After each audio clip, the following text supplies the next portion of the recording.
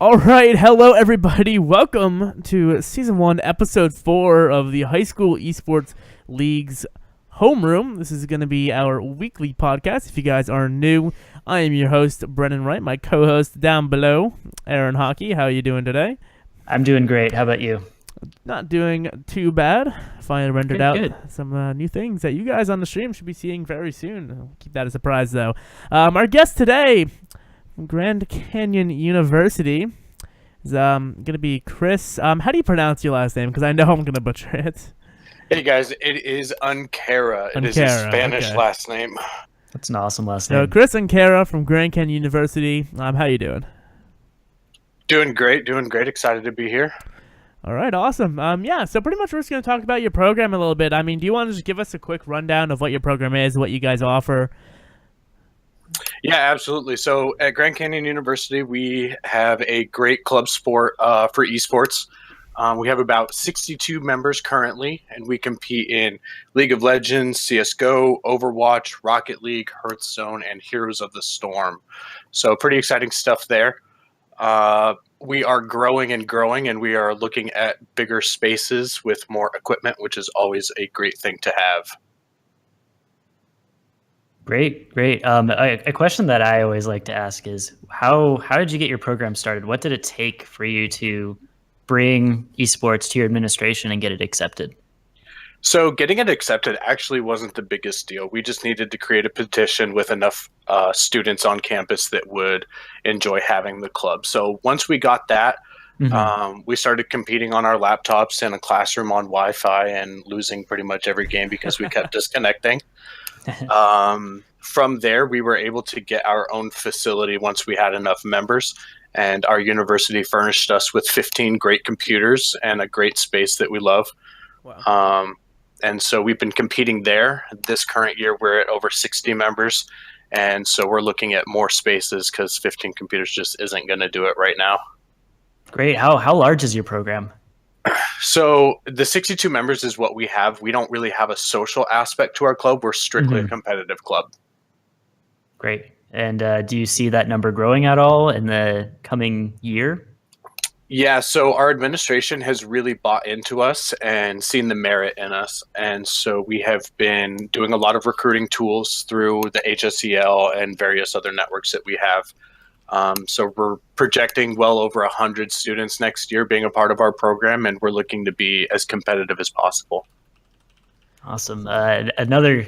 Sorry, I'm just drilling you with questions right now. I'm not really putting anything into it. I'm just really curious. But how has esports helped overall enrollment at your school?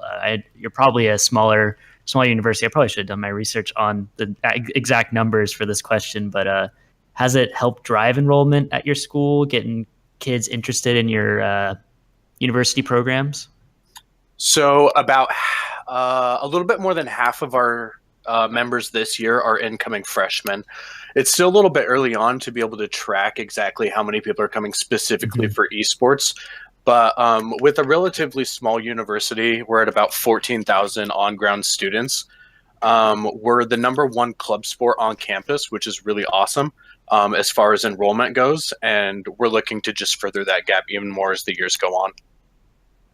Great. Yeah, a lot of the smaller universities, for those who don't know, are the ones really taking on esports. I mean, there's a few big schools that are coming into the scene, like UCI, that are really taking esports by the horns. But a lot of the schools that are adopting esports are the ones that can take risks on things like this, and they need to drive enrollment.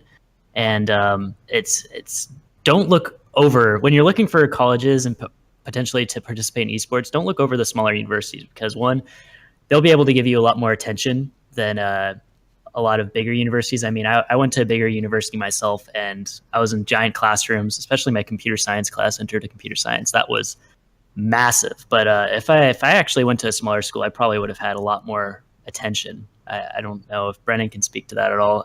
Where do you go again, Brennan? I'm Southern New Hampshire University. We're even smaller than 14K. I think we're in four digits. I mean, how many people go to this school? Hold on. Isn't it like? But yeah. There's what's the average 5, like? It's like 5,000. Nice. For me, yeah. What's the average like class size for Same as a high school? Grand Canyon. Oh. No, I mean Grand Canyon For University. GCU, yeah. Yeah, for the undergrad classes, the basic math and English and all that, you have probably 70 to 90 students per class. So it's not too bad, but it's definitely a large amount of people. Great.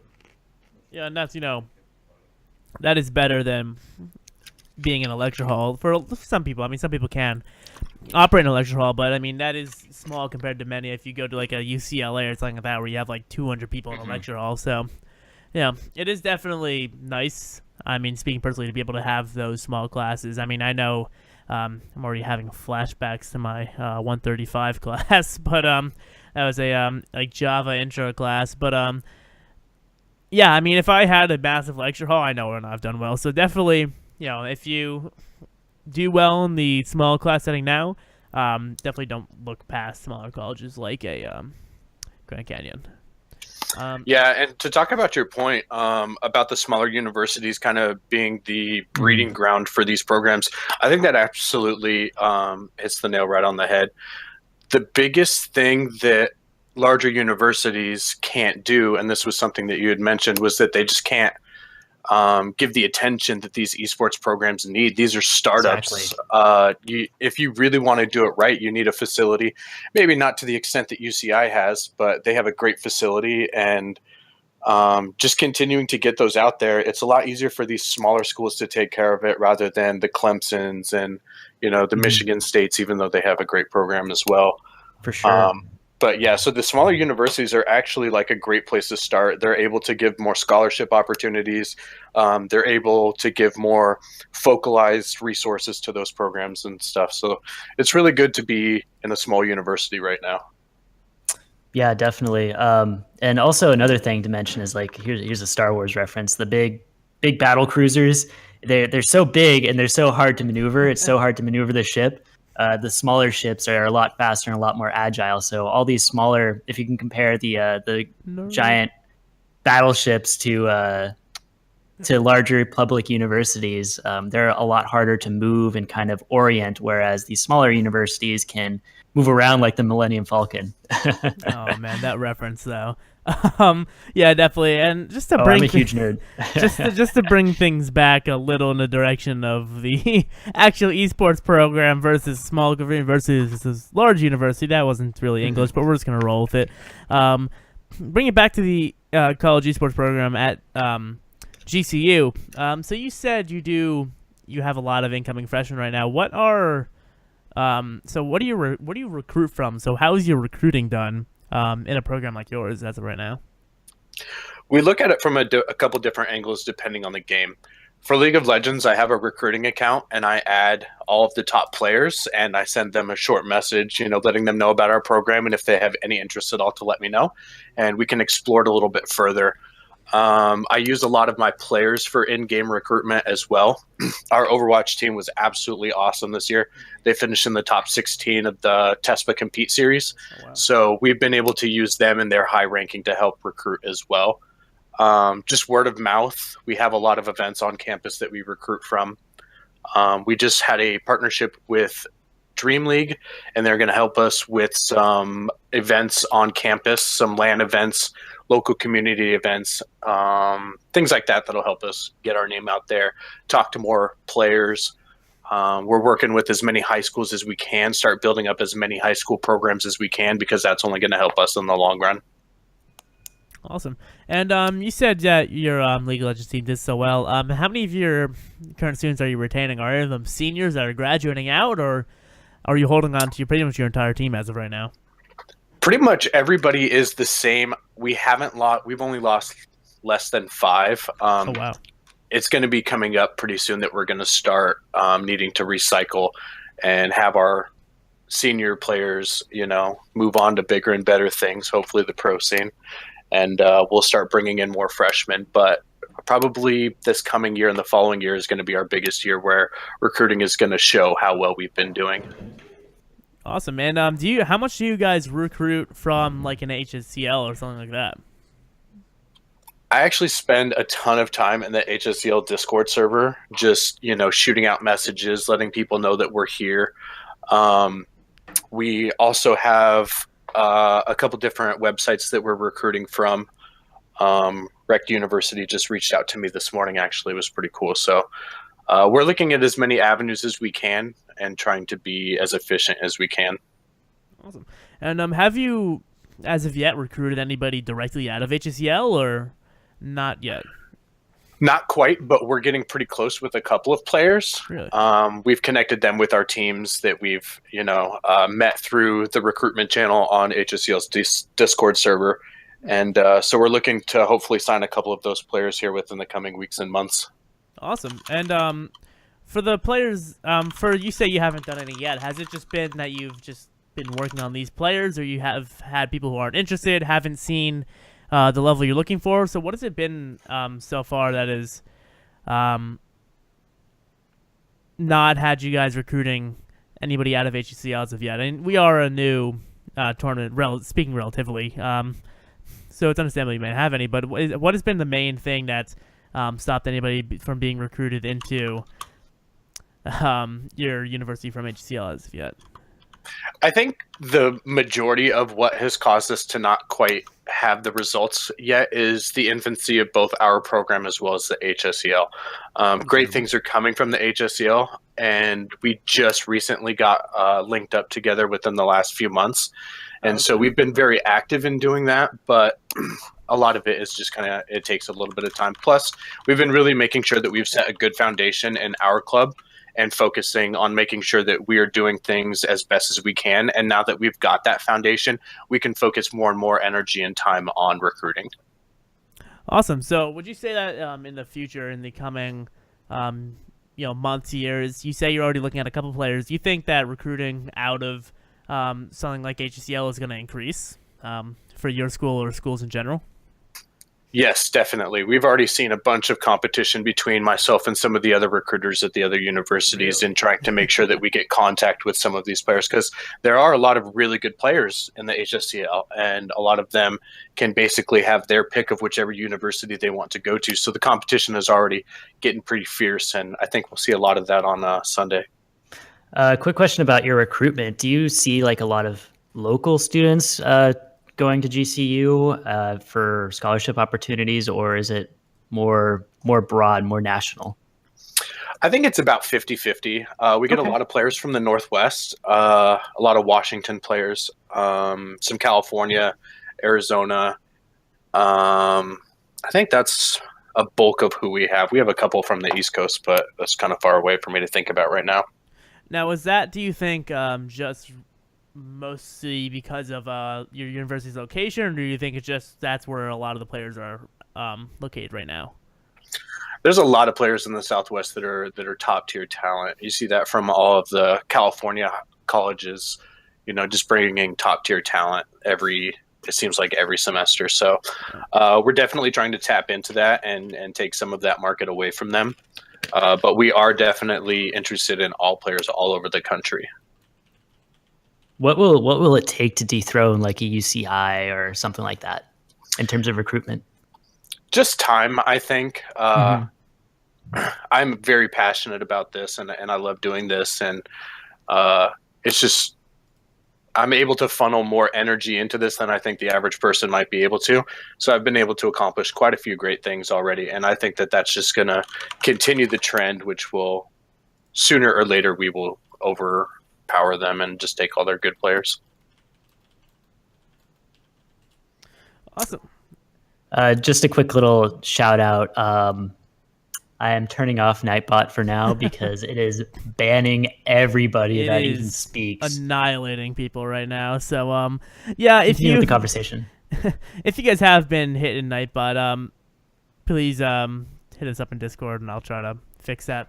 But just can you just give a quick recap on what you just said? I'm sorry, we were trying to save people from being banned from this Twitch channel. Not a problem. The AI is taking over. Yeah. It's just going to take some time. They've done some great things there. They've also benefited from where they are at. They've gotten some benefits that we haven't, but that's just made us hungrier and want to recruit more and have better programs. So I think that hard work will pay off here within the next year or so, and I think you really start to see that in the standings for each of our competitive games. And you say I mean, you just mentioned within the next year, but is there a specific time frame that you think you could put on it, whether broad or no matter how broad it may be? I mean, is there a time frame you can put on that, on how long you think it's going to take for it to grow to where you envision it?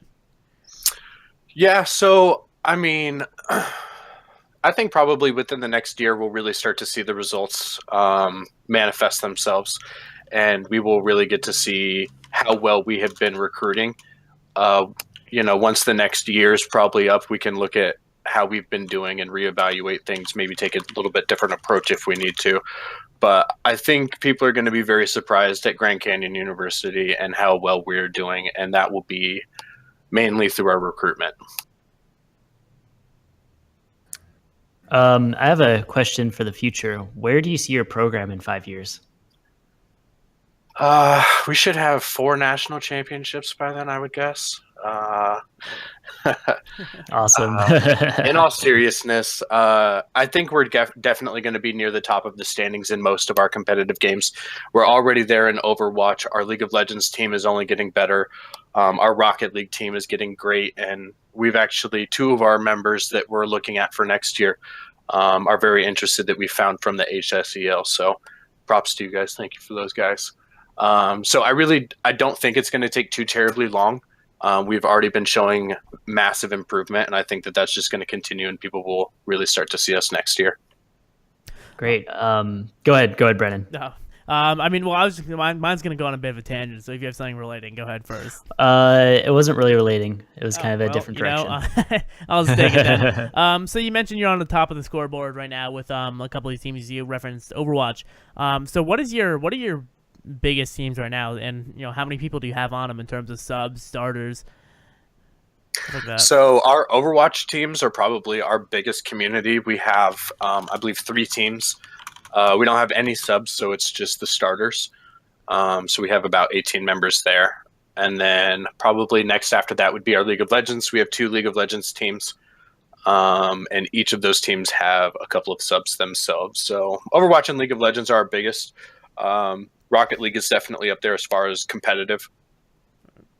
And how often, I mean, in terms of team structure, because you see leagues like Overwatch League, you will have people subbed out for specific maps, stuff like that. I don't know what the rule set is for these college tournaments, but how often do players get subbed in and out of starting roles and playing on these teams? Are the subs really just there for when players can't make it, or if they're underperforming, or are they have a pretty active role in the competitions?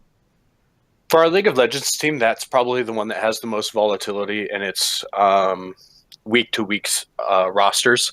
And so we like to – part of it is availability. Some players have family obligations, jobs, stuff like that. And so we move that around as necessary. The rest of our games, we don't really sub in and out too terribly much. We're really trying to build, because nobody's really a senior yet, we're really trying to build for next year and the year following that. So we're trying to keep things as simple as possible, moving things around as needed, experimenting some, and just kind of seeing what works best and what we think is going to work for the future. We're not that interested in winning. I should say our main focus isn't on winning right now, although that is what's happening already. But our main focus is both now and in the future. And could you see you guys potentially having multiple teams in the future? Because I know from what I know, the limitations on teams, at least within HCL and Pro and a lot of the pro scenes, is you can have multiple teams as long as those same players aren't playing on more than one teams within the same game and bracket. I mean, do you guys see yourself having maybe like almost like a varsity JV sort of style setup in the future, or do you think it's going to stick at a 1 team per game sort of thing? So most of our games have multiple teams. Our Overwatch, our top 2 teams both placed very well in the Overwatch Compete League that just finished up the regular season not too long ago. Our League of Legends team, we have both. I don't really want to call us varsity because we're not varsity yet, but we have a team 1 and a team 2. Our team 2 we send out to local Microsoft tournaments and different local tournaments that we see around the valley, so that we can get some exposure out there, some partnerships with different businesses. So it's definitely getting to that point with the rest of our games, and I think that they will all follow suit, which is only going to make the competition amongst the teams that much more important. Our top 2 Overwatch teams are very similar in their rankings, but one team is obviously much better together. They've been playing a lot longer together, and so it's really good to make sure that you have those top 2 teams as competitive as possible with each other, because they're just going to push each other to get better. Awesome. And you mentioned that you sent some teams out, and this is sort of going to tangent into another topic here. Well, you send the teams to the Microsoft tournaments, and you send them out, try to get some exposure and get partnerships, and that the partnership side of things brought into my mind again, the possibility of the NCAA and NAIA eventually stepping in, starting to take over anything in esports. Of course, if that happens, it's far out in the future. So do you think, one, that's going to end up happening, and two, what do you think it's going to be like in terms of something like a Title IX, where currently, these traditional sports players aren't able to make any money, anything like that? Do you think they're going to have to change that? Because you look at referencing Counter-Strike, these kids can go, they can play ECA, MDL, and be getting paid to do so. So what do you think the NCAA and NAIA and all of them have to do if they want to be able to have their hand in esports in the future? They have a ton of great resources that I think would be beneficial to esports. However, esports is not a traditional sport, and we operate differently.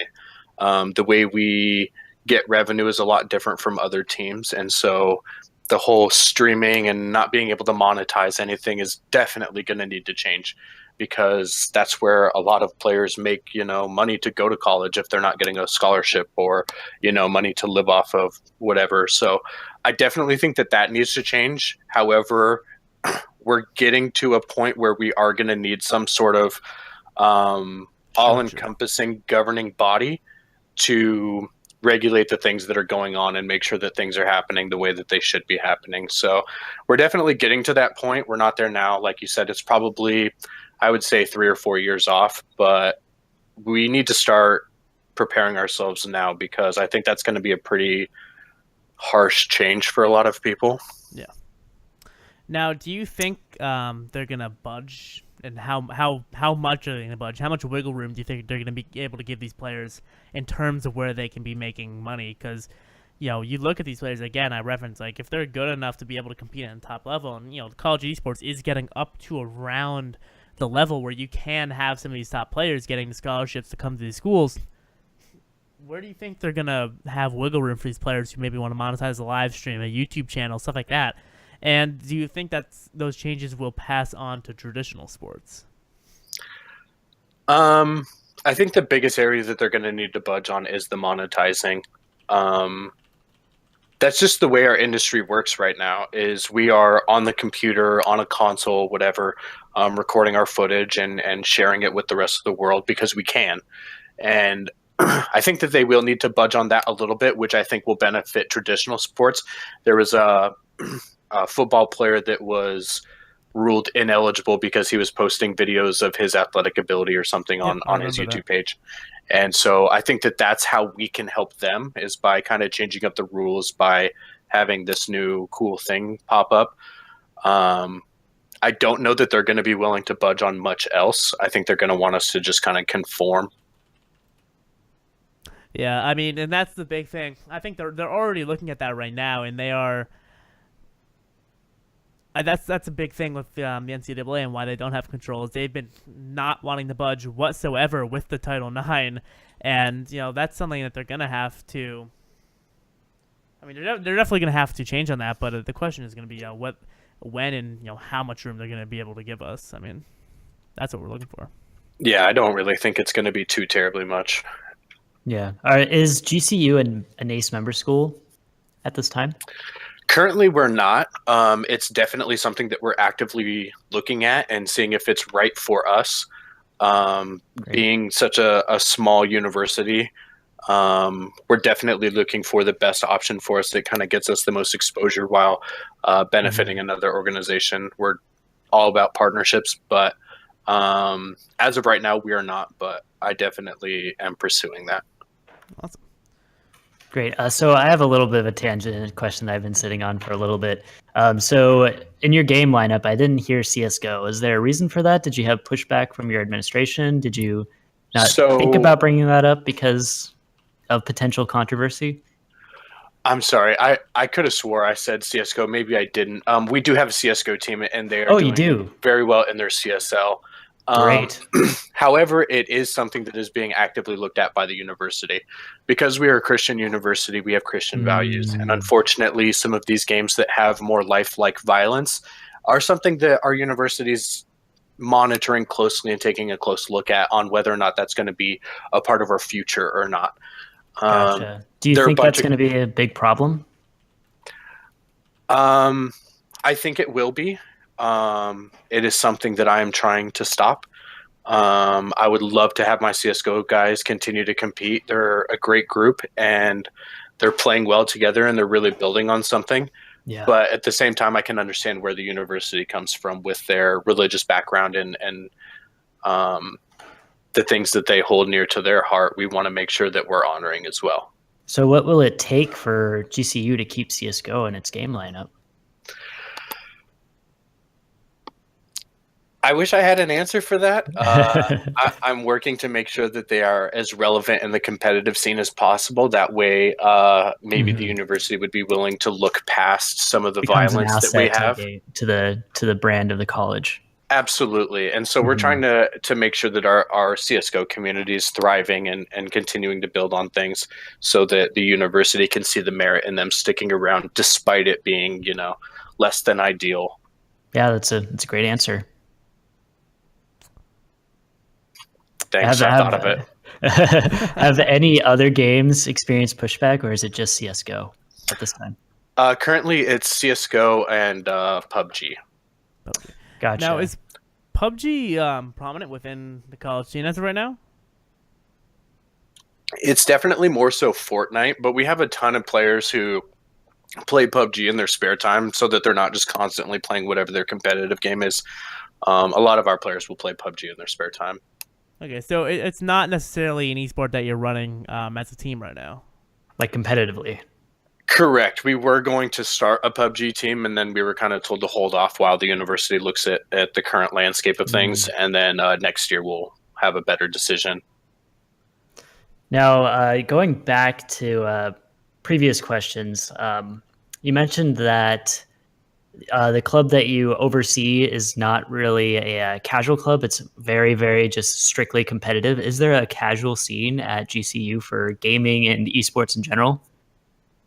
Not really. Not that we have seen. Most everybody that was in the social scene before we became a competitive club has transferred over into the competitive club. So if there is anybody out there that is just kind of a casual gamer, we definitely want to reach out to them and try to get things rolling with them and maybe start something going for those players. But as of right now, our biggest focus is on being competitive. Great. And also you mentioned that you sometimes do events to try to help with recruiting. What sort of events are they on campus? So we try to do one themed event each month. We've done things like we had a scary movie night on Friday the 13th, which happened to be in October, where we invited everybody on campus to come in through our facility and check things out. We were playing things on our projector, some scary games, and hanging out and playing there. We just recently had one for the Olympics. We had a Thanksgiving-themed one. So we try to do things like that. And then coming up here in April, we're having like a community-wide tournament that we're getting ready to announce. So that's kind of secret. Shh. Okay, I won't tell anybody. Yeah, we don't tell anybody. Nobody's watching us. No, but we're definitely working towards more of those events. We're also looking at potentially hosting a high school state championship for esports, Really? as well as a collegiate one in the next coming year. So working on that. I'll DM you after. Awesome. Yeah, I would definitely like to learn a little bit more about what you guys are doing. Maybe there's some room for HSEL to help out there. I sure hope so. Darn it! I was thinking of a question. Do you have any questions, Brennan? While I try to think of what I was going to ask. So GCU definitely seems like they're really trying to spearhead this whole college and even high school esports recruiting. You guys seem like you're definitely taking a big role in trying to get this started and get this going and help with legitimizing it.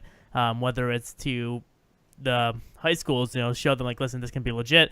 Look what we have. We're a college. We have all this stuff. We're in in the college, you guys are definitely taking a pretty big role. Seems like. Yeah, absolutely. It's very exciting that our university has really bought into this. We've had some great people in our administration that actually play video games quite avidly that have helped us through this transition and try to help us gain some legitimacy in the university's eyes. The biggest thing is this tournament that we have coming up. When that goes well, I think we're really going to take off in the university's eyes once they see the merit, with straight bodies in a building. So I'm very excited for that and for what's to come for us. So I have two questions. I'll start off with the first question that I have. What does the support structure for your club look like? Do you have coaches that are employed by the university? Do you have other staff members that help you out? Is it kind of like a really fully supported program, or is it just you boots on the ground, just trying to get as much grassroots help from the student body? So I'm actually not a student at Grand Canyon University. I am an employee of the university. I figured, yeah. I didn't mean to insult you there or anything. No, you're fine. You're fine. Other than that, it is student-led. I have 2 members of our club are on scholarship for leadership. They act as our president and our vice president. I also have coordinators for each game and team that I talk to, and they're kind of my boots on the ground people. So I have I believe there's 10 of us, and they oversee everything. I disseminate information down to them and they pass it out. But without them, our club would not be as strong as it is. They help me through so much and help keep me grounded. So definitely our student leadership is top notch. Yeah, that's great. I'm really glad to hear that. Actually, students really need to be empowered, especially in the esports industry. They're the future of esports, and I'm glad that students at your university have the learning experience to get into leadership, to be organizers and different things like that. That's definitely a huge asset. It's really what employers are looking for. I mean, the HSEL has an intern pool of high school students that help out when they can and kind of learn the ropes of what we do here, the behind the scenes, kind of the general esports industry. And in fact, that's where Brennan started, and now he's a staff member for us. That's exactly where I started. And speaking of the internship program real fast, we are looking for a few more. So if you guys do want to... Shameless plug. Shameless plug. If you guys are interested in maybe getting some more behind-the-scenes look and helping work with HSEL, we are looking for some more interns. So you guys can DM myself, Elijah, Bo, any of the staff members. Pretty much, we should be able to get you the link and get you guys set up with the application. We are looking for some right now. Yeah, but no, that's exactly what I said. I'm going to continue with my second question. It's kind of a different topic, but what do your facilities look like? Your esports facilities? So we have, I don't know, I guess it's probably 1,500 square foot, something like that. We have 15 Nice. computers. They are Lenovo computers. We purchased them last year. They've got GTX 970s in them. Great. i7 6700s, I think. So we have 15 of those. We just purchased another 8. We're waiting on monitors for those. And we have a projector that we can connect to our admin computers and throw up anything we'd like on there, as far as sometimes we throw up Overwatch League, sometimes we throw up VODs, pictures of maps so that we can do, plays on them. So it's a nice cozy space that we are rapidly outgrowing. And so we're looking at expanding into a much bigger facility by the time fall rolls around. That's outstanding. That's really great. Obviously, you can't fit all 62 members with those 15 PCs. How does scheduling work, and what does the practice regimen look like? So that's where one of my student leaders, Mr. Preston, comes in. He is our team manager. Mr. Preston. Yes, I love that name. He works with all of our coordinators and making sure that he gets all of the students' schedules, and then he will schedule practices anytime between 5 p.m. and midnight. Our top teams typically get 3 practices a week, and then our tier 2 teams get 2 practices a week for 3 to 4 hours each day. And so that's kind of how he structures our practice time. And then in the morning, from 9 o'clock until 5 o'clock. We usually have just open play where players can come in between classes if they have the day off or whatever. They can come in and hang out and play some games with each other, and there's coaching and things like that available for them at those times as well. Great. Is that open to the general public at the university, or is it just exclusive to the competitive gamers in the club? It is exclusive to just the club. We have so many players that we kind of, last year it was open to the public, and this year we just didn't have the amount of time that we did with the limited equipment that we have. So we've just kind of been operating under our own facility for now. That makes sense. That makes sense for sure. I really hope you're able to expand in the fall and get some more PCs. I think that that would really help with recruiting as well, getting the regular student body that isn't part of the club yet participating and playing games in the environment that the competitive esports students do. Yeah, and it's usually our door is always open, so people come in constantly and ask questions, kind of see what we're about. We've got some really cool lighting and a bunch of TVs with stuff on them, so people are naturally drawn to it. And so when they come in, we just answer all their questions, and hopefully we reel them in for next year. That's great. Do you have any movement towards the console scene of gaming? I know Rocket League is really big on the console, but do you have any other games that you're kind of eyeballing? Not currently. We will be having consoles in our facility because we would like to work towards some of the sporting games like Madden, FIFA, and NBA 2K. Currently, we don't. Our Rocket League players play on PC, and so they just hook up to our computers. But we're looking to in the future. A lot of console games are like Rainbow Six Siege and Call of Duty, which kind of fall under the lifelike violence. So we can't kind of mess with that right now. What do you think of sports games for the future of esports? What impact do you think they'll have? So I love sports games. When I get together with my core group of friends that I've known basically my whole life, we always play FIFA. I'm learning more about the console scene every day, and I found out that they have like professional 2K teams, NBA 2K teams that are aligned with actual franchises. Yeah, the NBA 2K league that's starting out. Yep. Yeah, and that's absolutely insane to me. So we're absolutely getting ready to get into that space. Right now, we need our new facility so that we can get those consoles in there because we don't really have anywhere to put them right now. Right.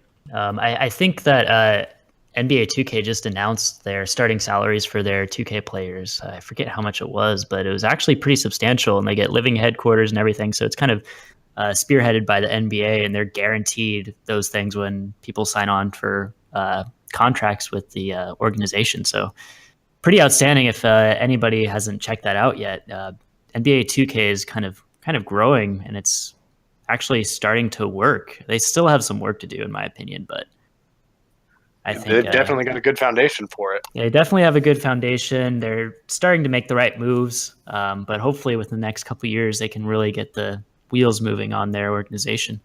I definitely think we will see them get going relatively soon. I mean, they have the foundation. They just got to get the structures a bit more down, and yeah. Yeah, I think they're open right now, so they're trying to get the best people within the regions to participate in tournaments, and then they have a draft pool that they pull from within the game, the NBA organization. So that's really fun, and I'm kind of looking forward to see how all that plays out, and hopefully see some professional NBA 2K on Twitch finally. They've tried so many times. It looks like they finally got it now, though.